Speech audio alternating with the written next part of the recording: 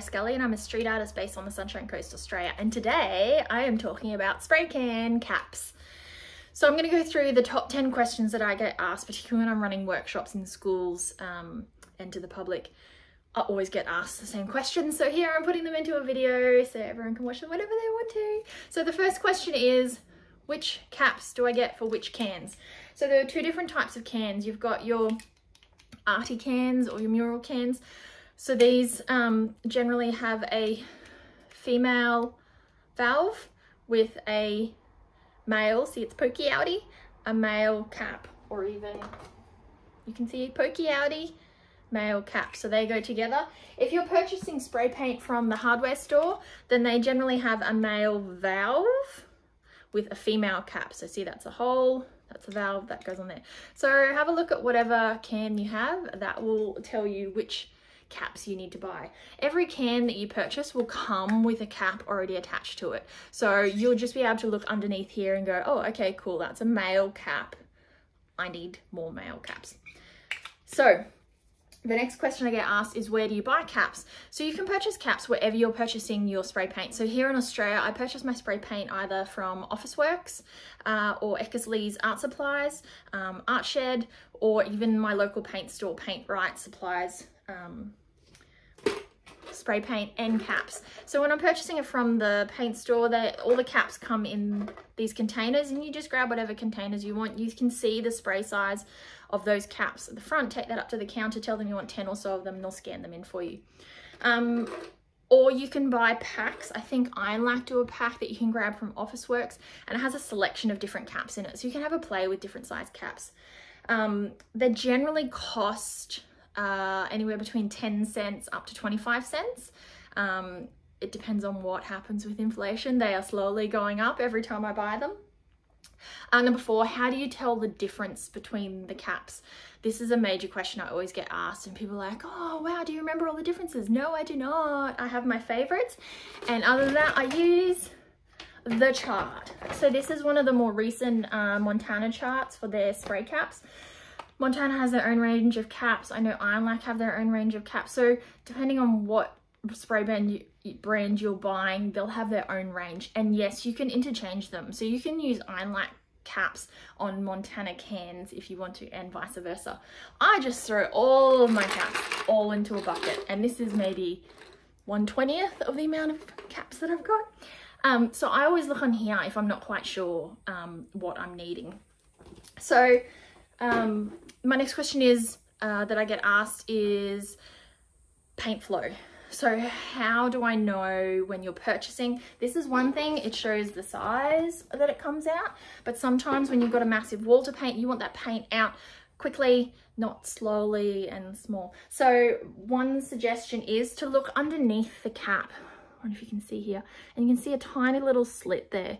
If it's a small slit, like I can only just stick my fingernail through that, which means that that paint's going to come out reasonably slowly, as opposed to a cap like this, for example. You can see that slit a little bit better here. That's probably what's a bit clogged by paint. That paint will come out a lot faster than the other cap. Can you see here? This got a different size one too. You can just see that one there. So the larger or the wider the slit, the faster the paint will come out. The smaller the slit, the slower the paint will come out.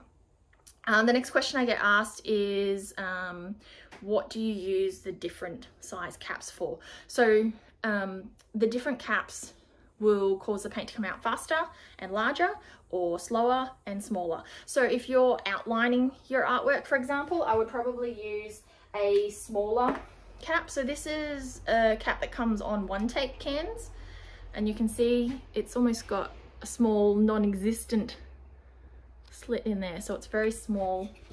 And this one's been used a bit, so it might be a bit, so that's quite small and quite slow, that paint's coming out. Then if I use a little Lego head, this one should come out a little bit faster and a little bit bigger, if it worked. Let's try this one. So that's a little bit faster, a little bit thicker, and then if we go to my favorite, well, this one will come out thin this direction, but then this direction, nice and thick. So if you need to do the outline, use a smaller, slower cap.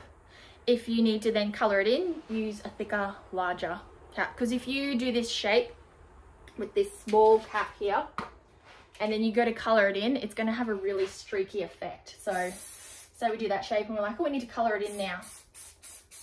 And you start, you can see the streaks in between each of those lines. So you want to get a fat cap so that paint comes out a lot faster and a lot smoother. So the next question I get asked is, what do you do when they're clogged? Which is all the time. Whenever I run workshops and I have a giant basket of caps and students are using them and then throwing them back in, so I have a lot of clogged caps in there, I generally get them to put their hand up and I come over, and if they're trying different caps and it's not working and I'm not sure if it's the valve of the can that's clogged or if it's the actual cap that's clogged, what I do is I have a handful of little Lego head caps, and the reason why I like these is because they kind of jam the paint down a little bit and unclog it. So I pop these in, and a lot of the time, oh, that one doesn't want to work. I think that cap is actually clogged. A lot of the time it will clear out that clog for them. There we go. Which brings me to the next question. How do you clean them? So you can, at the end of the day when you finish painting, turn your can upside down and wait until it runs clear. And that will shoot out a lot of the paint, but that's not a guarantee that it will work. My assistant did try and clean all the caps because it's pretty depressing how many caps we go through. And that was not worth her time and energy and effort just to clean one cap. You can also get a gas that will go through them and clean them out as well, but again, is it worth it? So my suggestion is don't clean them. I would just have a backup of unused caps that you can then use if you need to. The next question I always get asked, if the can is clogged and you've used your caps and it's still clogged and you've used brand new caps, it means that that valve in the can has been clogged. So my suggestion would be to pop that can out in the sun for a little bit and hopefully thin out the paint a bit.